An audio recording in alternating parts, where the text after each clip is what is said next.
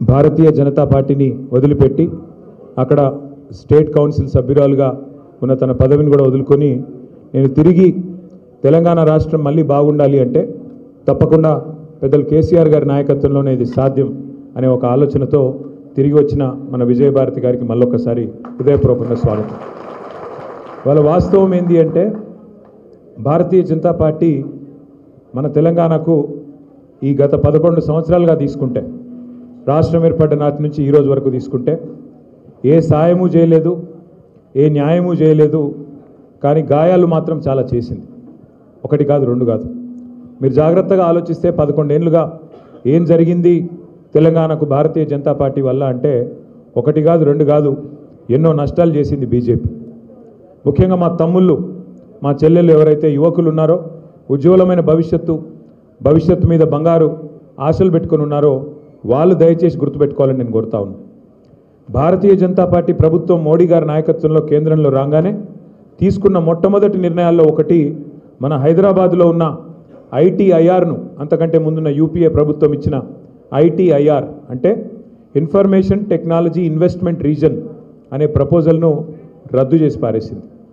అదే ఐటీఐఆర్ కనుక ఆనాడు సంకల్పించిన విధంగా అయ్యింటే ఈరోజు మన ఎదుగుదల ఎట్లాగూ గొప్పగా ఉంది ఐటీలో, కానీ దానికి ఇంకింత కొంత ఊతమిచ్చి మరొక 1,00,000-1,50,000 మందికి ఉద్యోగాలు ఇచ్చే అవకాశం ఉంటుండే.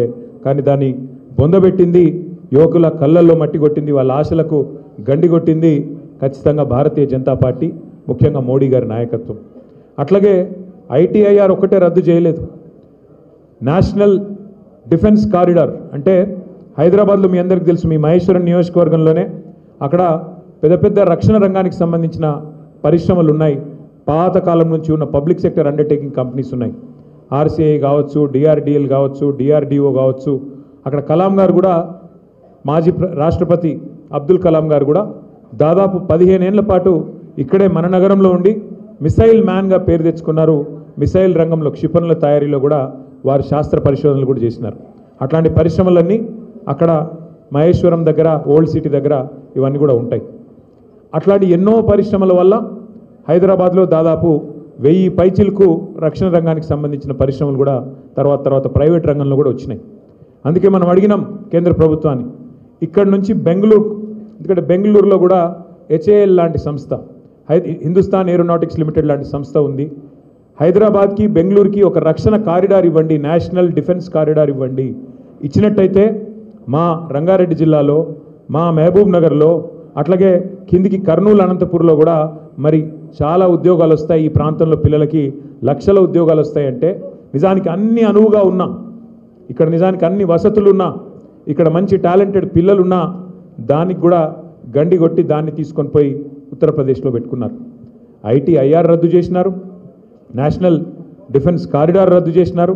దాంతోపాటు సరే వాళ్ళు ఇవ్వలేదు, ఇవ్వాలనుకోలేదు, వాళ్ళకి ఇష్టం లేదు, తెలంగాణ మీద ప్రేమ లేదు బీజేపీకి, మోడీ గారికి, కాబట్టి ఇవ్వలేదు. కానీ మనం కష్టపడి తెచ్చుకున్న పరిశ్రమల్ని కూడా ఇలా ఎత్తుకొని పోతున్నది బీజేపీ ప్రభుత్వం. నిన్న మొన్న మీరు వార్తల్లో చూసుండొచ్చు. కేన్స్ అనే ఒక పరిశ్రమ, 3,000 కోట్ల పరిశ్రమను మన ప్రభుత్వం ఉన్నప్పుడు కేసీఆర్ గారి నాయకత్వంలో నేను, శ్రీమతి సవితా ఇంద్రారెడ్డి గారు కష్టపడి వారిని ఒప్పించి మన రంగారెడ్డి జిల్లాలోనే పెట్టుబడి పెట్టడానికి ఒప్పించి తీసుకొని వచ్చినాం.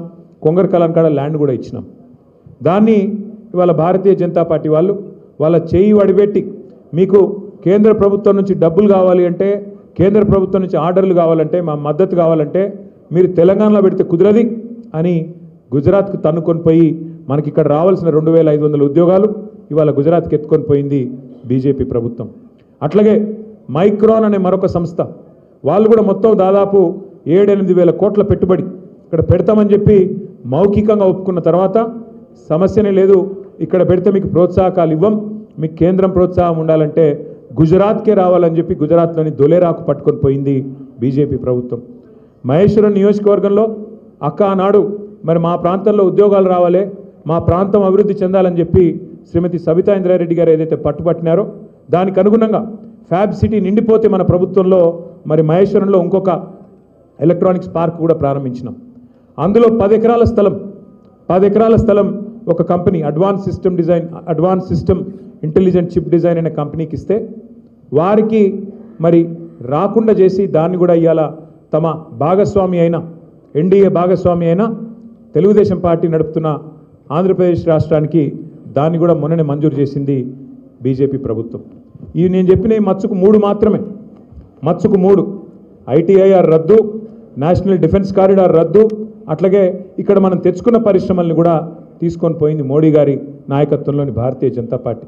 ఇంత మాత్రమే కాదు, శ్రీమతి సబితా ఇంద్రారెడ్డి గారు విద్యాశాఖ మంత్రిగా ఉన్నప్పుడు ఒకసారి కాదు ఎన్నోసార్లు ఢిల్లీకి పోయి అక్కడ పెద్దలను అడిగినాం, మీరు చట్టం ప్రకారం మాకేం మీరు మెహర్బానీ చేస్తలేరు, చట్టం ప్రకారం మీరు మాకు ఇవ్వాలి, నవోదయ పాఠశాలలు కొత్త జిల్లా ఏర్పడితే జిల్లాకు ఒకటి మీరు ఇవ్వాలి.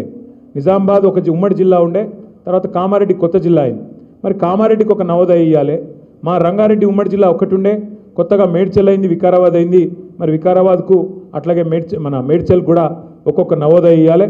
అట్లాగే 10 జిల్లాల తెలంగాణ 32 జిల్లాలు అయింది, మరి ఇంకో 22 జిల్లాల్లో నవోదయ పాఠశాలలు ఇవ్వాలంటే ఇప్పటి వరకు నవోదయ పాఠశాలలు కూడా ఒక్కటి కూడా మంజూరు చేయలేదు మోడీ ప్రభుత్వం. పాఠశాలలు కాదు, ఏ ఒక్క విద్యా సంస్థ ఈరోజు వరకు.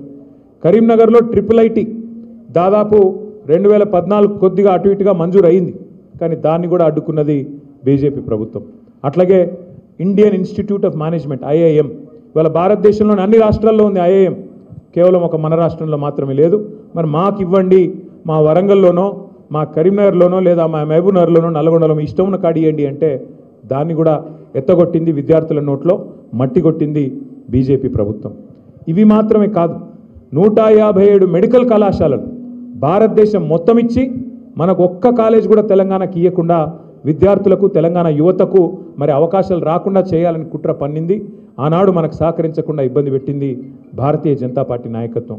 చెప్పుకుంటూ పోతే ఎన్నో ఉన్నాయి. ఇక్కడ ముఖ్యమంత్రి గారేమో 6 గ్యారెంటీలకు పాతరేసే ప్రయత్నం చేస్తూ ఉన్నాడు, అక్కడ వాళ్ళేమో విభజన హామీలన్నిటికీ పాతరేసే ప్రయత్నం చేస్తున్నారు. బయ్యారంలో ఉక్కు కర్మాగారం పెడతామన్నారు, అడ్రస్ లేదు. కాజీపేటలో కోచ్ ఫ్యాక్టరీ అన్నారు, పత్తా లేదు. అట్లా చెప్పుకుంటూ పోతే 1-2 కాదు, ఇచ్చిన ప్రతి హామీని తుంగలో దొక్కినారు. కేవలం విద్యార్థులకు యువతకు మాత్రమే కాదు, తెలంగాణ రైతాంగానికి కూడా తీరని అన్యాయం చేసిందే బీజేపీ. ముఖ్యంగా మీ ఆర్మూరులో అయితే పసుపు బోర్డు విషయం నాకంటే బాగా మీకే తెలుసు.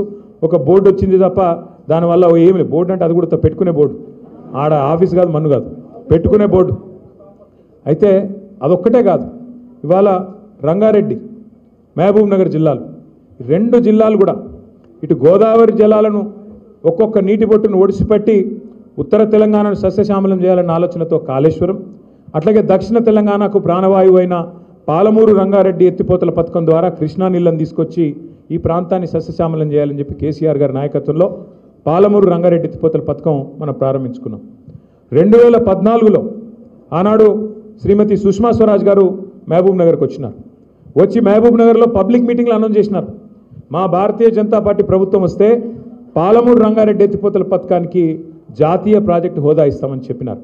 కానీ ఈరోజు వరకు 10 సార్లు కాదు 100 సార్లు అడిగినా అటు పాలమూరు రంగారెడ్డి ఎత్తిపోతల పథకానికి కానీ ఇటు కాళేశ్వరానికి కానీ జాతీయ హోదా ఇవ్వడానికి మోడీ గారికి మనసు రాలేదు. బీజేపీకి మన రైతాంగం మీద కానీ మన రాష్ట్రం మీద కానీ ఎన్నడూ ప్రేమ లేదు, భవిష్యత్తులో కూడా ఉండబోదు. అట్లాగే ఇప్పుడు కొత్తగా విచిత్రమైన ప్రతిపాదన మీరు చూసే ఉంటారు, నిన్న మొన్న చాలా విచిత్రమైన ప్రతిపాదన. గోదావరి నీళ్లు తెలంగాణకు వద్దంట, గోదావరి నీళ్లు కిందికి పోవాలంట, ఆంధ్రాకు పోవాలంట, ఆంధ్ర నుంచి కావేరీ ద్వారా కర్ణాటక మీదుగా తమిళనాడు దాకా పోవాలంట. మరి తెలంగాణకు ఎక్కడి నుంచి నీళ్ళు ఇస్తారంటే హిమాలయ మంచు కొండలు కరిగి నీళ్ళు వస్తాయి చూడు, ఆ నీళ్లు మనకిస్తారంట. 11 ఏళ్లలో పైసా ఈనోడంట హిమాలయాల మంచు కొండల నుంచి మనకు నీళ్లు తెచ్చిస్తారంట. అది మనం నమ్మాలంట.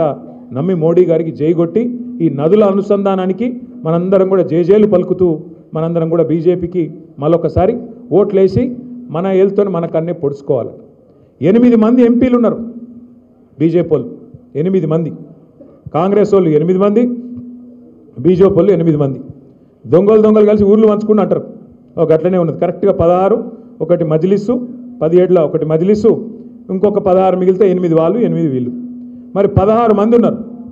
ఒక్కటంటే ఒక్కరోజు బీజేపీ ఎంపీలు ఎన్నడన్నా ఏమయ్యా రేవంత్ రెడ్డి గారు ఏది నువ్వు ఇస్తానన్న 4000 పెన్షను అని అడగంగా మీరు చూసిర్రా? ఎన్నడన్నా 6 గ్యారెంటీలు ఏమైనా రేవంత్ రెడ్డి గారు అని ఒక్క బీజేపీ ఎంపీ మాట్లాడతాడా? తులం బంగారం ఏమైందని మాట్లాడతాడా? రైతు బంధు ఎందుకు వేస్తలేవని మాట్లాడతారా ఒక్క బీజేపీ ఎంపీ? రైతు రుణమాఫీ ఎందుకు జరుగుతలేదని మాట్లాడతారా? ఒక్కరు మాట్లాడరు. కానీ కేసీఆర్ గారి మీద మాత్రం ఒంటికాలతో లేస్తారు బీజేపీ వాళ్ళంతా. రేవంత్ రెడ్డికి రక్షణగా, రేవంత్ రెడ్డికి సహాయంగా, రేవంత్ రెడ్డి చేసే ప్రతి తప్పును వాళ్ళే కవర్ చేస్తూ కాపాడుతూ ఇవాళ మొత్తం రేవంత్ రెడ్డికి ఒక రక్షణ కవచంలాగా నిలబడ్డదే ఈ బీజేపీ ఎంపీలు, ఇక్కడ ఉన్న బీజేపీ పార్టీ. నేనేదో ఉత్తగానే చెప్తలేను. ఒకసారి మీరు ఆలోచించండి, జాగ్రత్తగా ఆలోచించండి. మేము ఢిల్లీ దాకా పోయినాం. రేవంత్ రెడ్డి గారు ఆయన బావమరిదికి 1137 కోట్ల కాంట్రాక్ట్ ఇచ్చిండు మీ కేంద్ర ప్రభుత్వ స్కీమ్లో.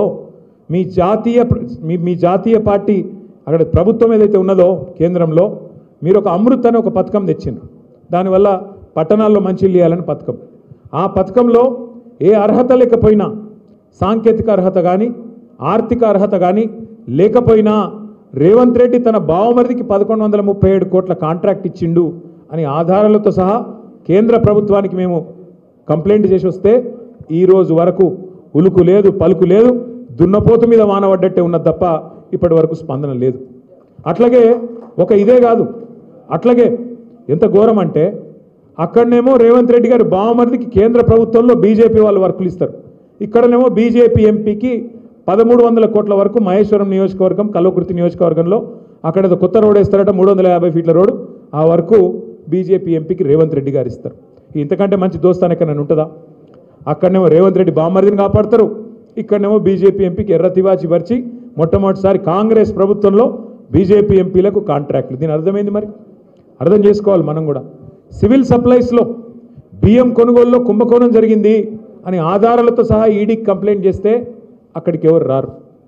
ఏ ఈడీ మాట్లాడది, కేంద్ర ప్రభుత్వం మాట్లాడది, ఒక బీజేపీ ఎంపీ మాట్లాడాడు, ఒక బీజేపీ ఎమ్మెల్యే అంతకంటే మాట్లాడాడు.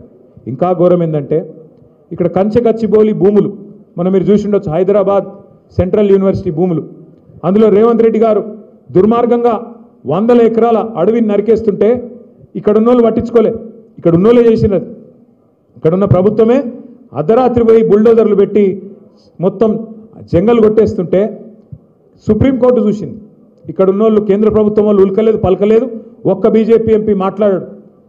సుప్రీంకోర్టు చూసి సుప్రీంకోర్టు ఒక కమిటీ వేసి ఆ కమిటీ తీర్పు చెప్పింది. ఏమని? ఇందులో 10,000 కోట్ల కుంభకోణం జరిగింది, దీన్ని ప్రత్యేకంగా కేంద్ర ప్రభుత్వం వెంటనే ఒక ఇన్వెస్టిగేటివ్ ఏజెన్సీ ద్వారా పరిశోధించాలి అని రిపోర్ట్ ఇచ్చింది. కానీ రిపోర్ట్ ఇచ్చి 6 నెలలే. కేంద్ర ప్రభుత్వం ఏమైనా చేస్తుందా? చేయదు. ఎందుకు? బడే బాయ్ చోటే బాయ్, బడే మియాతో సుబానలా, చోటే మియా మాషా అల్లా ఏదో అంటారు కదా, ఒక అట్లున్నది కథ ఈరోజు. అంటే పైనున్న ఆయనేమో ఆయన కథ ఆయనది, కిందున్న ఆయన కథ కిందున్న ఆయనది. ఎట్లుంటాయంటే ఇద్దరికి చాలా పోలికలు కూడా ఉన్నాయి. బడా మోడీ చోటా మోడీకి చాలా పోలికలు ఉన్నాయి. పైన బడా మోడీ, ఇక్కడ చోటా మోడీ. పైనున్న ఆయన అంటాడు 2 కోట్ల ఉద్యోగాలు ఇస్తా అన్నాడు. ఎవరు? మోడీ గారు. సంవత్సరానికి 2 కోట్లు. ఇక్కడున్న ఆయన ఏం చెప్పిండు? 2 లక్షల ఉద్యోగాలు ఇస్తా అన్నాడు. ఇక పెద్దోడు పెద్దగా చెప్పాలి, చిన్నోడు చిన్నగా చెప్పాలి. కాబట్టి ఆయన 2 కోట్లు అంటే ఈయన 2 లక్షలు అన్నాడు. ఆయన ఇయ్యలే, ఈయన ఇయ్యలే. ఇప్పుడు మొత్తం ఎవరైనా గట్టిగా మాట్లాడితే మొత్తం ఎక్కడికక్కడ పొలగాన్న లోపలేసుడు, వాళ్ళను నువ్వు మాట్లాడతావా నా మీద అని చెప్పి కేసులు పెట్టుడు, పోలీసు వాళ్ళని ఇంటికి పంపించుడు, బెదిరించుడు, ఇది తప్ప ఇంకోటి శాతనైతే లేదు. అట్లాగే పైనున్న ఆయన ఏం చెప్పిండు? పెద్ద మనిషి 15 లక్షలు ఇస్తా అన్నాడు. అన్నాడా లేదా? మర్చిపోయారు మీరు కూడా. 11 ఏళ్ళు 12 ఏళ్ళు అయిపోయింది కాబట్టి 15 లక్షలు ఇస్తా అన్నాడు. ఈయన 15,000 ఇస్తా అన్నాడు రైతులకు. ఆయన 15 లక్షలు అంటే ఈయన మరి నేను కూడా లక్షలలో మాట్లాడితే బాగుండదని ఎకరానికి 15,000 ఇస్తాను ఈయన కూడా అన్నాడు. అవి రావు ఇవి రావు, 15 లక్షలు రాదు, 15,000 కూడా రాదు. అట్లా చూసుకుంటూ పోతే బడా మోడీకి చోటా మోడీకి చాలా చాలా ఉన్నాయి. ఇద్దరు కూడా విమర్శ చేస్తే ఊకోరు. ఆయన ఈడీ పంపుతాడు, ఈయన ఏసీబీ పంపుతాడు. ఆయన ఏమన్నాడు? గట్టిగా మాట్లాడినావు అనుకో, ఫార్ములా ఈ అని ఒక కేసు పెట్టిండు నా మీద. అరే నేను ఖుల్లా చెప్తున్నారా భయ్, హైదరాబాద్ కోసం ఒక మంచి పని చేసిన దానికోసమే తాపత్రయపడ్డ తప్ప అందులో అవినీతి లేదు, మన్ను లేదని చెప్తే ఇన్ లేదు, కేసు పెట్టిరు. ఇక నేను ఓపెన్గా చెప్పిన, రేవంత్ రెడ్డి సాబ్ నీకు బాగా కోపం ఉంది నా మీద, ఒక పని చేయి, నేను ఈ కెమెరాలన్నిటి ముంగట కూర్చుంటాను, నువ్వు కూడా రా, ఇద్దరం కలిసి ఆ లైట్ ఇట్లా ఒక్కటి కాదు ఇట్లా చెప్తే ఒకరినొకరు కాపాడుకుంటారు. ఈయన అక్కడ బామ్మర్దికి వర్కిస్తే పాడుకుంటారు, ఈయన అక్కడ బామ్మర్దికి వర్కిస్తే ఆయన ఇక్కడ బీజేపీ ఎంపీకి వర్కిస్తాడు. మొత్తానికి ఇద్దరు అలై బలై చేసుకొని ఆటలు అరటిపండు మాత్రం రాహుల్ గాంధీ ఎప్పుడో దెబ్బ పడుతుంది. ఇవాళ నేను చెప్తున్నా, యాది పెట్టుకోరు, ఇది ఎప్పుడో దెబ్బ పడుతుంది రాహుల్ గాంధీకి, తెలియకుండానే పడుతుంది అది కూడా పాపం. ఎందుకంటే రాహుల్ గాంధీ ఈయన నా మనిషి అనుకుంటాడు, మోడీ గారేమో ఈయన నా మనిషి అనుకుంటాడు. ఇక ఆటలు అక్కడ నడుస్తూ ఉన్నది ఢిల్లీలో. నేను మీ అందరినీ ప్రార్థించేది ఒకటే, ఇవాళ కేసీఆర్ గారు 10 ఏళ్ల పాటు పరిపాలన చేసినప్పుడు ఆర్మూర్ ఎట్లుండే, ఆర్కేపురం ఎట్లుండే, మొత్తం తెలంగాణ ఎట్లుండే నాకంటే బాగా మీకే కనబడతా ఉన్నది. ఎన్నికల ముందు చూస్తేనేమో రేవంత్ రెడ్డి గారు కాంగ్రెస్ వాళ్ళు జాతరనే జాతర, ఏం జాతర, హామీల జాతర, డిక్లరేషన్ల జాతర, అబద్ధాల జాతర, ఎక్కడికక్కడ ఇష్టం వచ్చిన వాగ్దానాలు చెప్పిండ్రు. ఎన్నికలకు ముందు హామీల జాతర, అబద్ధాల జాతర, డిక్లరేషన్ల జాతర. ఎన్నిక అయిపోయినాక ఏమన్నది, అలా చెప్పుల జాతర, ఏడ చూసినా చెప్పులు కనబడుతుంది లైన్లలో. మొత్తం యూరియా కోసం కిలోమీటర్ల లైన్లు. కొత్త సినిమా రిలీజ్ అయితే ఉరుకుతారు చూడు, తలుపులు తెరవంగానే ఒక అట్లు ఉరుకుతారు రైతులు. ఇవాళ ఒక్కొక్క దగ్గర తలుపులు బంద్ పెట్టి ధన్మని తెరిస్తే ఎగవడు ఉరుకుతున్నారు ఒకళ్ళ మీద ఒకరు. అలా కుంటోళ్ళు ఉన్నారు, పాపం నడవరాని వాళ్ళు ఉన్నారు, వయసు మళ్ళిన వాళ్ళు ఉన్నారు, చిన్నపిల్లలు ఉన్నారు. ఇవాళ మొత్తం అవస్థలు పడే పరిస్థితి వచ్చింది. ఆలోచించండి, ఎందుకు ఈ పరిస్థితి వచ్చింది? మనం ఆదమరిచినాం కాబట్టి వచ్చింది. ఇవాళ పొద్దున తమ్ముడు నాకు అలా సోషల్ మీడియాలో ఒక పోస్ట్ పెట్టిండు. బడంగుపేటలో మా అక్క అద్భుతంగా లైబ్రరీ కట్టిందని ఆ తమ్ముడు ఫోటో వీడియో తీసి అద్భుతమైన వీడియో పెట్టిండు, ఎంత బాగా కట్టిరు లైబ్రరీ అని. ఆ తమ్ముడికి నేను ఏం చెప్పినా అంటే, తమ్ముడు ఈ ఒక్కటే పని కాదు, ఇంకా చాలా పనులు చేసినాం, అసలు లైబ్రరీలు మా అక్క చాలా కట్టింది. కానీ దరిద్రం ఏంటంటే మేము చెప్పుకోలేదు, మేము చెప్పలేదు, మీరు చెప్పలేదు. ఏమున్నత్తి అని కనబడతలేదా, ఎదురుగా లేదా, కళ్ళకి ఎదురుగా లేదా అని మనం అనుకున్నాం. కానీ వాళ్ళు ఏం చేసినారు, వాళ్ళు ఎక్కించిన మాటలు ఎన్నెన్ని మాటలు చెప్పారు. ప్రగతి భవన్లో కేసీఆర్ గారు ముఖ్యమంత్రిగా ఉన్నప్పుడు ఆయన ఉన్న నివాసంలో 150 రూమ్లు, 150 రూమ్లు ఉన్నాయన్నారు, బంగారు బాత్రూమ్లు ఉన్నాయన్నారు, బుల్లెట్ ప్రూఫ్ ఏమో ఉన్నాయన్నారు. మళ్ళీ మొన్న పాపం బట్టి విక్రమార్క గారు ఇప్పుడు అల్లు ఉంటాడు. మన ఆయన అడిగిండు, టీవీ 9 ఆయన ఏమడిగిండు, ఏమాయ సార్ మరి 150 బాత్రూములు బాగా ఎంజాయ్ చేస్తున్నావా, బంగారు బాత్రూములు చూస్తున్నావా అంటే హే నవ్వుతుంది. అంటే ఎట్లా అంటే ఎన్నికల ముందు ఏది పడుతుంది ఉర్రాలి, నోటికి ఎంత వస్తే అంత, ఏది పడుతుంది ఎట్లు పడుతుంది. ఎందుకంటే ఈజీగా నమ్ముతురు, ఇదిగో పులి అంటే అదిగో తోక, ఆడ ఉన్నదేంది నిజం ఎవరికి తెలియదు. కానీ ఇవాళ మరి బట్టి విక్రమార్క నాకు కూడా కనబడ్డాడు అసెంబ్లీలో. నేను అడిగిన, అన్న మరి 150 రూమ్లలో ఏ రూమ్లో అంటున్నావే అని అడిగిన. మరి 150 రూమ్లు ఉన్నాయి కదా అంటే ఆహాహా నవ్వుతుంది. ఏమనాలి మరిగా, పాపం బట్టి అన్న మంచోడే అని చెప్పి ఇడిచిపెట్టిన నేను. కానీ అసలోడు ఈయన రేవంత్ రెడ్డి ఎన్ని అబద్ధాలు చెప్పిండే ఎలక్షన్లకు ముందు, ఒకటా రెండా? కేసీఆర్ ఏం చెప్పిండు, ఒక ముసలోనికి ఇస్తుండు, ముసలవ్వకి ఇస్తుండు పెన్షను, నేను ఇద్దరికి ఇస్తా, ముసలోనికి ముసలమ్మకు ఇద్దరికి ఇస్తా. కేసీఆర్ 2000 ఇస్తుండు, నేను 4000 ఇస్తా. వచ్చినాయా మరి 4000? ముసలోనికి ముసలమ్మకు అందరికి వచ్చినాయా? అత్తకు 4000, కోడలకు 2,500 వచ్చినాయా? 100 రోజుల్లోనే అన్ని బట్టిగారు చెప్పిన చూడు, ఆ గ్యారంటీ కార్డు చాలా విలువైంది, భద్రపరుచుకోండి, దాచిపెట్టుకోండి, 99 రోజులు దాచిపెట్టుకోండి, 100వ రోజు మేము వస్తాం, అది తీసుకుంటాం, మీకు తెల్లారు నుంచే పథకాల వరద వారుతుందని చెప్పిండు. పారుతున్నాయా పథకాల వరద? వస్తున్నాయా? ఓ పెట్టిరిగా ఓ ఫ్రీ బస్ అని, ఇక దాని అందమైతే చెప్పరాదు. ఇక ఫ్రీ బస్ అందం నాకంటే బాగా మీకే తెలుసు. అందులో ఎన్ని యుద్ధాలు అవుతున్నాయో, ఎన్ని కొట్లాటలు అవుతున్నాయో, ఎన్ని పంచాయతీలు అవుతున్నాయో మీరే చూస్తూ ఉన్నారు. దాంతోపాటు ఇవాళ రాష్ట్రంలో ఉండే రైతులు ఎన్ని మాటలు చెప్పిండ్రు. మీకు కడుపులో సల్ల కదలకుండా కేసీఆర్ ఉన్నప్పుడు మంచిగా బ్రహ్మాండంగా నాట్లేసే టైంకు టింగు టింగు అనుకుంటే రైతు మందు పడుతుండే. భారతదేశంలో స్వతంత్రం వచ్చిన తర్వాత మొట్టమొదటి ముఖ్యమంత్రి, మొట్టమొదటి నాయకుడు కేసీఆర్. రైతుల గురించి డైలాగులు కొట్టిన వాళ్ళు ఉన్నారు, మీ ఆర్మూర్లు వేసుకునే పచ్చకండువ వేసుకున్న వాళ్ళు మత్తుకున్నారు, నెత్తికి రుమాలు చుట్టుకొని పోజులు కొట్టిన వాళ్ళు ఉన్నారు. కానీ ఎవరన్నా ఒక నాయకుడు రైతుకు పెట్టుబడి సాయం చేయాలని చూసిన నాయకుడు ఉన్నాడా? 73,000 కోట్ల రూపాయలు, ఒకటి కాదు రెండు కాదు, 73,000 కోట్ల రూపాయలు 11 కిస్తీలల్లో మీ అకౌంట్లలో నాట్లేసే టైంకు టింగు టింగుమని వేసింది కేసీఆర్ గారు కాదా? మరి టింగు టింగుమని సప్పుడు బంద్ అయింది. ఇప్పుడు టకీ టకీ అట పడుతున్నాయా? టకీ టకీమని 10,000 కాదు 15,000 అన్నాడు కేసీఆర్. 2 పంటలకు ఇస్తుండు, 3 పంటలకు ఇవ్వాలన్నాడు. 3 పంటలకు పడుతున్నాయి. ఇప్పుడు బాగా మార్పు బాగుందా? ఆర్మూరులో మార్పు అదిరిపోయిందా? మరి చెప్తే తినకపోతే మీరు చిల్కకి చెప్పినట్టు చెప్పినాం. ఆర్మూరులో ఆగం కాకుర్రి, వాళ్ళ మాటలింటే ఆగమవుతారు. 50 ఏళ్ళు వాళ్ళే కదా ఉన్నది కాంగ్రెసు, వాళ్ళ మాటలింటే మీరు ఆగమవుతారు. మళ్ళా ఎండిపోయిన చేన్లు కనబడతాయి, చెప్పుల లైన్లు కనబడతాయి, మళ్ళా కాలిపోయిన మోటార్లు, పేలిపోయిన ట్రాన్స్ఫార్మర్లు మళ్ళీ వస్తాయి అని చెప్పిండు ఆ కేసీఆర్. విన్నారా మరి మీరు ఆర్మూరులో? ఇన్లే. ఏమనుకున్నారు మీరు? కేసీఆర్ ఇంట్లోకి వెళ్ళి ఇస్తుండా? ఎవడు ఉంటేంది? ఏరాదా? అందరు మాట్లాడారు మస్తుగా, కేసీఆర్ ఇంట్లోకి వెళ్ళి ఇస్తున్నాడు. మరి ఇప్పుడు రేవంత్ రెడ్డి ఇంటెనక పొలం అమ్మిస్తాడా? ఎవరిస్తారు ఇంట్లోకి వెళ్ళి? రాజకీయ నాయకులు, ప్రజాప్రతినిధులు, ప్రజల సొమ్ముకు ధర్మకర్తలు. ఎవరైనా సరే ప్రజల సొమ్మును మళ్ళీ ప్రోధి చేసి ఎట్లా ఖర్చు పెట్టాలి, ప్రజలకు ఏం అవసరం, ఏమేం ప్రాధాన్యతలు దాన్ని నిర్ణయించుకొని ఇవ్వాలి. సమాజంలో రైతుకి ఎంత ఇవ్వాలి, యువతకి ఎంత ఇవ్వాలి, ముసలోళ్ళకి ఎంత ఇవ్వాలి, మరి ఉద్యోగస్తులకు ఎంత ఇవ్వాలి, లెక్క తీసి ఇవ్వాలి. అంతేగాని కేసీఆర్ ఇంట్లోకి వెళ్ళి ఇస్తుండా అని అంటే ఇప్పుడు ఏమైంది? రైతు బంధు పోయింది, రైతు బీమా ప్రీమియం కట్టాడు, బోనస్ అన్నాడు. వచ్చిందా బోనస్? బాగా జొన్నలకు, వరికి వచ్చిందా, పత్తికి వచ్చిందా, మొక్కజొన్నకు వచ్చిందా? దేనికి లేదు, ఏ జొన్నకు లేదు, ఏ వరికి లేదు. బోనస్ బోగస్ అయింది, రైతు బంధు గాయమైంది, రైతు బంధుకు రామ్ అవుతుందని కేసీఆర్ చెప్పిండు. దళిత బంధు అని పెట్టిండు కేసీఆర్. దానికి ఏమన్నారు? కేసీఆర్ ఇచ్చే 10 లక్షలు ఏందివా, మేము 12 లక్షలు ఇస్తామన్నారు. పడుతుందా 12? టకీ మనం పడతలేదు. ఇక గిదే మరి నేను చెప్పింది, మార్పు మార్పు మార్పు అంటే గిది వచ్చింది రోజు. 11 ఏళ్ళు అక్కడ బీజేపీ ఉన్నది, ఇప్పుడు 20 నెలలు కాంగ్రెస్ ఉన్నది. ఏ ప్రభుత్వం ఏం చేసిందో మీ కళ్ళ ముంగట్నే ఉన్నది.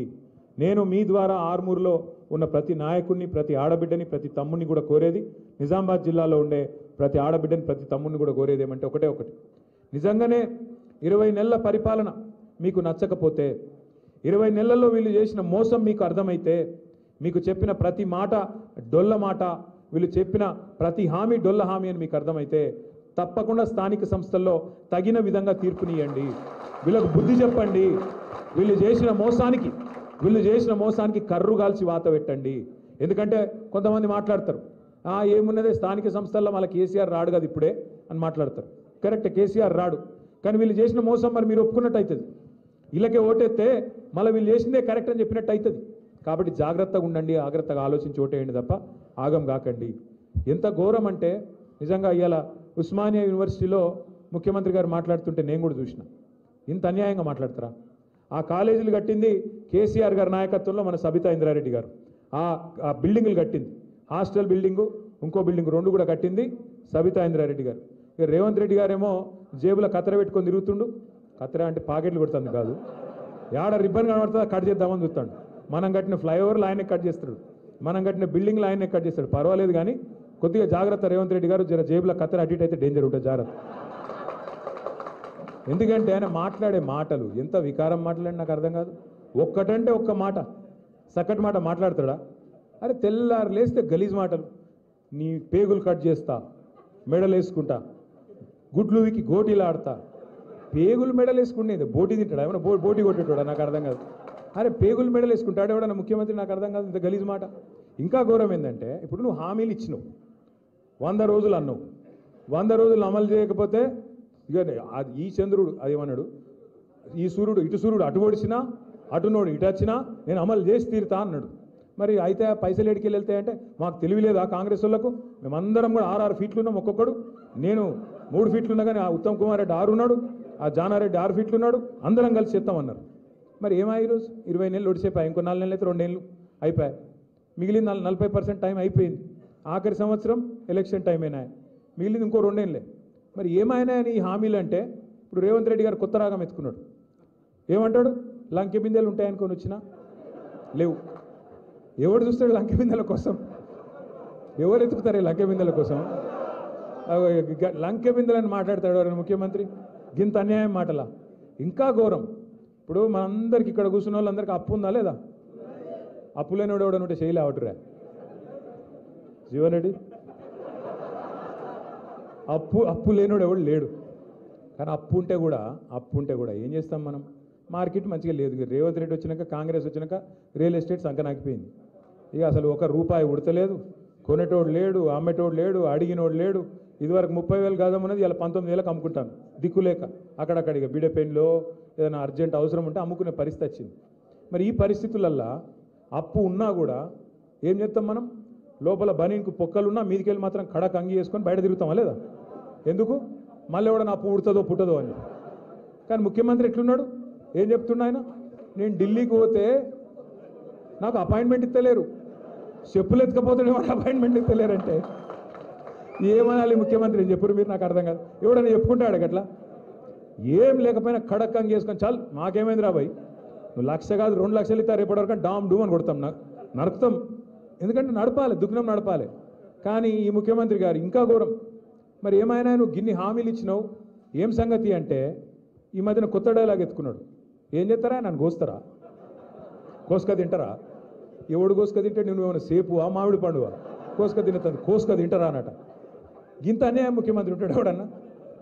అంత విచిత్రం అనిపిస్తుంది నాకు. ఈ ముఖ్యమంత్రి లెక్కలేడు. మేము కూడా చూసినాం, ఎన్టీ రామారావుని చూసినాం, రాజశేఖర రెడ్డి గారిని చూసినాం, చంద్రబాబు నాయుడు గారిని చూసినాం, కేసీఆర్ గారిని చూసినాం, ఇక ఈయనని చూస్తున్నాం. ఇప్పుడు ఏం చేయాలి? ఇక నిజానికి ఇవాళ మీకంటే నాకంటే ఊళ్ళో ఉన్న వాళ్ళకి కోపం ఎక్కువ వస్తుంది. నాకు ఈ మధ్యన మన వాళ్ళు అందరూ చెప్తాను, అన్నా నువ్వు జరా తిట్టగా ఎక్కువ అని చెప్తాను. అంటే నేనెందుకు తిడతారా పోయి, నాకేం కర్మ ఆయన తిట్టేది, నాకు అవసరమే లేదు. కానీ మన నాయకుడు, తెలంగాణను సాధించిన పెద్ద మనిషి కేసీఆర్ గారిని పట్టుకొని నోటికొచ్చినట్టు తిడితే మాత్రం, కేసీఆర్ని తిడితే మాత్రం బరాబర్ ఈట్కా జవాబ్ పత్తర్సదేండి. ఇక నువ్వు మర్యాదగా మాట్లాడితే మేము కూడా మర్యాదగా మాట్లాడతాం. కానీ నువ్వు ఇట్లా అబద్ధాలు చెప్పి ఓట్లు వేయించుకొని గద్దెనెక్కి రైతులు యూరియా కోసం నన్నులాడుతుంటే నువ్వేమో సినిమా వాళ్ళతో మీటింగులు పెట్టుకుంటా, డ్రామా చేసుకుంటా, నన్ను ఏమనద్దు, నేను మాత్రం తిడతా అంటే మరి ఎందుకు కొడాలి మనం? అందుకే నేను మిమ్మల్ని కోరేది ఏంటంటే, సరే ఆయన కొట్టుడద్దు తిట్టడద్దు, ఇక మనం ఒక్కటే పని చేద్దాం. ఇప్పటి నుంచి కేవలం ఒక్కొక్క ఓటు ఆరుమూరులు అయితేనేమి, మహేశ్వరంలో అయితేనేమి, రాష్ట్రంలో ఏ మూలనైతేనేమి ఖచ్చితంగా స్థానిక సంస్థల్లో ఒక్కొక్క ఓటు పరిగేరినట్టు ఏరుదాం. ఏరి కాంగ్రెస్ పార్టీకి బీజేపీకి బుద్ధి చెబుదాం. ఎక్కువ ఆయాసం పడే అవసరం కూడా ఏం లేదు. మీరు ఒకటే పని చేయండి. నాకు తెలుసు మీ మీద కేసులు పెడతారు, బెదిరిస్తారు, పోలీసు వాళ్ళు ఆగమాగం చేస్తారు, ఫోన్లు చేస్తారు. ఒక పోస్ట్ పెట్టగానే ఏమారా తమ్మి నీ ఫ్యూచర్ చెడిపోతుంది, ఎందుకు పెడుతున్నావు అని పోలీసుడు కాంగ్రెస్ కార్యకర్త కంటే ఎక్కువ వాడు ఓవర్ యాక్షన్ చేస్తాడు. మీరు ఒకటే యాద పెట్టుకోండి, మనం 10 ఏళ్ళు 2014 నుంచి 23 దాకా ఎన్నడూ కూడా ఆనాడు మన అధికార వ్యవస్థను రాజకీయం కోసం వాడుకోలేదు. ఎన్నడూ కూడా రాష్ట్ర ప్రభుత్వం గురించి, రాష్ట్ర అభివృద్ధి తప్ప ఇంకో ఆలోచన చేయలేదు. ఎట్లా నీళ్లు తేవాలి, ఎట్లా రైతుల కన్నీళ్లు దుడవాలి, ఈ ఆలోచన చేసినాం. పేదవారిని ఎట్లా కడుపులో పెట్టుకోవాలని చూసినాం తప్ప రాజకీయపరమైన ఆలోచనలు ఎక్కువ చేయలేదు. కానీ వచ్చేసారి మాత్రం ఇట్లుండం. బరాబర్ నేను కూడా చెప్తున్నా మీకు, ఇలా రేవంత్ రెడ్డి ప్రభుత్వంలో ఎవరెవరైతే ఓవర్ యాక్షన్ చేస్తున్నారో వాళ్ళందరి పేరు మీరు గుర్తుపెట్టుకొని నాకు కూడా గుర్తు చేయండి. మళ్ళా తప్పకుండా ప్రభుత్వం వస్తుంది, కేసీఆర్ గారు ముఖ్యమంత్రి అవుతారు. ఈసారి మాత్రం పోయిన దారి లెక్క మంచిగా మర్యాదతోనైతే ఉండదు వ్యవహారం. ఎవరైతే ఓవర్ యాక్షన్ చేస్తున్నారో వాళ్ళకి తప్పకుండా మీ అందరికి నేను మాటిస్తున్నా, బుద్ధి చెప్పే బాధ్యత మా అందరిది. మీరు భయపడాల్సిన అవసరం లేదు. మీరు రోడ్ల మీదకి వచ్చి కొట్లాడి కేసులు పెట్టించుకోవాల్సిన అవసరం లేదు. పేరు రాసుకోరు, అంతే. పేరు రాసుకొని పెట్టుకోండి. మీరు ఏ బుక్ కావాలంటే ఆ బుక్ పెడదాం. పింక్ బుక్ అయితే పింక్ బుక్, ఇంకో బుక్ అయితే ఇంకో బుక్ పెట్టుకుందాం, మనం కూడా చూసుకుందాం. ఆఖరికి నేను చెప్పే మాట ఒకటే, పెద్దలు జయశంకర్ సార్ ఎప్పుడు ఒక మాట చెప్తుండే, ఈ 2 పార్టీలు ఒకటి తీయరాదు ఒకటి పెట్టరాదు, దొందే. 2 కాంగ్రెస్ బీజేపీ ఇద్దరు కూడా తెలంగాణ విషయానికి వస్తే ఇద్దరు ఒకటే. 8 మంది వాళ్ళు, 8 మంది వీళ్ళు, కానీ తెలంగాణకు మిగిలింది మాత్రం 0. నిన్న చూడరాదు మీరు, యూరియా దొరకలేదు, ఏదైనా చేయండి అయ్యా అని ఒక బీజేపీ ఎంపీని అడిగారు ప్రెస్ వాళ్ళు పోయి. ఆయన ఏమంటాడు ఎరికేనా, ఆపరేషన్ సింధూర్ వల్లనట చైనాకి వెళ్ళి వచ్చుడు ఆగిందట. ఆపరేషన్ సింధూర్ జరిగింది చైనాతోనా పాకిస్తాన్తోనా? పోనీ ఆపరేషన్ సింధూర్ సరే జరిగింది నువ్వు అనుకుందాం, మరి దేశం అంతా ఉండాలి కదా యూరియా సంక్షోభం, ఒక తెలంగాణలో ఎందుకు ఉంటుంది? అంటే ఇంత తెలివి ఉన్నది వీళ్ళకు. రేవంత్ రెడ్డిని కాపాడేందుకు బీజేపీ వాళ్ళు వాడే తాపత్రయం చూడురి. ఆయన మీద ఈగ వాలద్దు, ఆయన మీద పొరపాటున కూడా ఒక మాట అనద్దు వాళ్ళు. అట్లాంటి పరిస్థితి అలా ఉన్నది. ఒక్క ఎంక్వైరీ చేయదు బీజేపీ. ఆఖరికి ఒక్క మాట చెప్పి నేను ఎందుకంటే మర్చిపోయినా, ఇది ఒక్కటి చెప్పి నేను ముగిస్తా. కాళేశ్వరం కట్టిండి కేసీఆర్ గారు. మీ నిజామాబాద్ జిల్లాలో కూడా ఉన్న ఎస్ఆర్ఎస్పీ ఆయకట్టుకు తిరిగి పునరుజ్జీవం పోసి మరి దానికి కూడా ప్రాణధారగా నిలిపిండు కేసీఆర్ గారు. కాళేశ్వరం అంటే ఒక బ్యారేజ్ కాదు, ఒక రిజర్వాయర్ కాదు, అలా 3 బ్యారేజీలు ఉన్నాయి, అలా 15 రిజర్వాయర్లు ఉన్నాయి, 19 పంపింగ్ స్టేషన్లు ఉన్నాయి, 21 సబ్ స్టేషన్లు ఉన్నాయి, 100 కిలోమీటర్ల సొరంగ మార్గం ఉన్నది, సొరంగ కాలువలు ఉన్నాయి, అట్లే 1000 కిలోమీటర్ల ప్రవాహ కాలువలు, గ్రావిటీ కాలువలు ఉన్నాయి. ఈ అన్నిటి సమాహారం దాదాపు 100 కంపోనెంట్స్ యొక్క సమాహారం కాళేశ్వరం. అందులో ఒకటి మేడిగడ్డ బ్యారేజ్. మేడిగడ్డ బ్యారేజ్ గురించి కూడా మనం ఒక్క నిమిషం అర్థం చేసుకోవాలి, కాళేశ్వరం గురించి కూడా ఒక్క నిమిషం అర్థం చేసుకోవాలి. తెలంగాణ భూభాగం ఎట్లుంటుంది అంటే ఇట్లా గుడిసె లెక్క ఉంటుంది, ఇట్లా గుడిసె లెక్క ఉంటుంది తెలంగాణ. ఇటుకెళ్ళి గోదావరి వారుతుంది, ఒక మూలకెళ్ళి ఇంకో మూలకెళ్ళి కృష్ణ వారుతుంది. ఇటు మొత్తం దక్షిణ భాగంకి వెళ్ళి మొత్తం కృష్ణ, ఉత్తర భాగంకి వెళ్ళి మొత్తం గోదావరి, కిందికెళ్ళి భూభాగం ఏమో పైన ఉంటుంది. అయితే మరి కిందికెళ్ళి నీళ్ళు పైకి తీసుకురావాలి. ఇప్పుడు మీరు మీ పొలంలో బోరింగ్ వేస్తారు, 3 HP 5 HP మోటార్ పెట్టి గుంజుతారు నీళ్ళు. గుంజి నీళ్ళు కింద ఉన్న నీళ్ళు 100 ఫీట్లు 200 ఫీట్లు 400 ఫీట్లు 500 ఫీట్లు 800 ఫీట్లు కెళ్ళి గుంజి నీళ్ళు పైన పొలం బారిస్తారు, పంట పండిస్తారు. మరి గోదావరిలో నీళ్ళు ఎక్కడున్నాయి అని దుర్బిని పెట్టి ఎతికి దేవులాడి కేంద్ర ప్రభుత్వ రంగ సంస్థ వ్యాప్కోస్కి అప్పచెప్పి వాళ్ళు ఇచ్చిన రిపోర్ట్ ప్రకారం కింద గోదావరిలో 80 మీటర్ల మీద, అంటే సముద్ర మట్టానికి 80 మీటర్ల మీద మేడిగడ్డ అనే పాయింట్ ఉంది. ఆడగిన నీళ్ళు ఆపితే ఆడికెళ్ళి నీళ్ళు ఎత్తిపోసుకోవచ్చు అని చెప్పి ఆడ మేడిగడ్డ అనే బ్యారేజ్ కట్టిరు. 80 మీటర్ల మీద మేడిగడ్డ ఉంటుంది. ఇప్పుడు మనం కూర్చున్న హైదరాబాదు 535 మీటర్ల మీద ఉంటుంది. అందుకే ఇట్లుంటుంది తెలంగాణ అని చెప్పిన నేను. అంటే ఆడికెళ్ళి నీళ్లు 80 మీటర్లకేంచి 450 మీటర్లు పైకి లేపాలి. మరి 450 మీటర్లు పైకి గుంజాలంటే నీళ్లు పంపులు ఉండాలనా లేదా? రోజుకి ఎంత ఎంత ఎంత ఎంత ఎత్తిపోస్తారు ఎరికేనా? రోజుకి ఎంత ఎత్తిపోస్తారంటే ఇప్పుడు మీరు హైదరాబాద్లో హుస్సేన్ సాగర్ చూసిరా? ట్యాంక్ బండ్ చూసిరా లేదా? హుస్సేన్ సాగర్ ఒక టీఎంసీ, హుస్సేన్ సాగర్ ఒక టీఎంసీ. అసొంటి 2 టీఎంసీల నీళ్లు మేడిగడ్డకెళ్ళి, అంటే రోజుకు 2 హుస్సేన్ సాగర్లో పట్టేటని నీళ్లు గుంజి 80 మీటర్లకేంచి 618 మీటర్లు కొండపోచమ్మ సాగర్ ఉండేది 618 మీటర్ల మీద గాడికి ఎత్తిపోయాలి. అంటే దగ్గర దగ్గర 500 పై చిలుకు మీటర్లకు గుంజుకు రావాలి. మరి చిన్న చిత్కా మోటార్లతో అవుతుందా? కాదు కదా. మీరు 3 HP 5 HP మోటార్ పొలంలో గుంజుతారు. మరి రోజుకు 2 హుస్సేన్ సాగర్లో పట్టేటని నీళ్ళు గుంజాలంటే బరాబర్ పెద్ద పెద్ద మోటార్లు ఉండాలన్నా?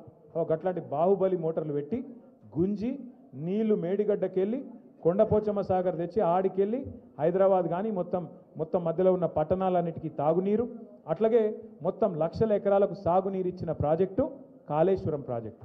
ఆ ప్రాజెక్టుతోనే మీ ఎస్ఆర్ఎస్పి వరద కాలువ ఏదైతే ఉందో దానిలో రివర్స్ నీళ్లు పోసి అందులో కూడా మళ్ళీ మీ ఎస్ఆర్ఎస్పీలకు పైకెళ్ళి నీళ్లు రాకపోతే మహారాష్ట్రకు ఈడికెళ్ళి నీళ్లు గుంచి అందులో పోసి మీ దగ్గర ఉండే నిజామాబాద్ జిల్లా ఆయకట్టును కూడా కాపాడింది కేసీఆర్ గారి నాయకత్వం.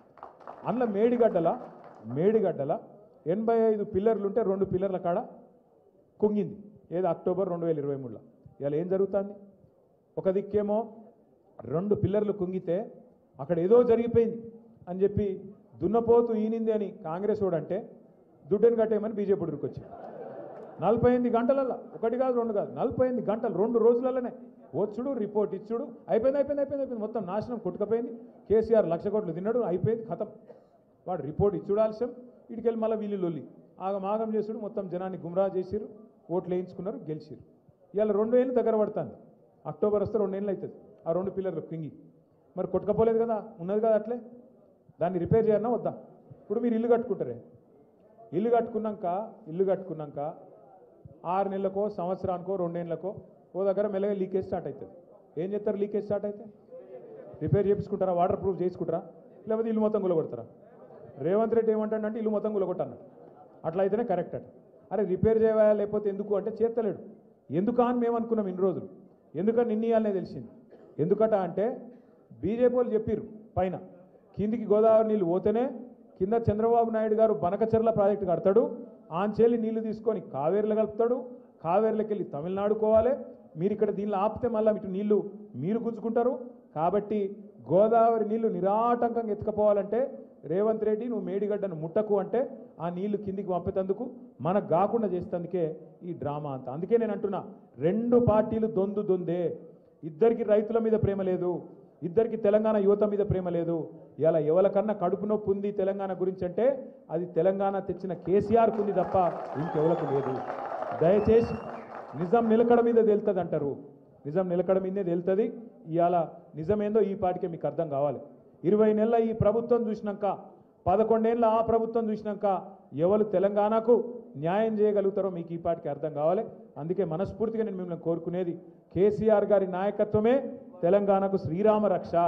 ఖచ్చితంగా కేసీఆర్ గారిని తిరిగి తెచ్చుకోవాలంటే మనందరం కూడా కలిసికట్టుగా నడుం బిగించాలి. ఇలా విజయభారతి గారు వచ్చినట్టే తప్పకుండా ఇంకా మిగతా వాళ్ళు కూడా చాలామంది వస్తారు, చాలామంది మనతో కలిసి నడుస్తారు.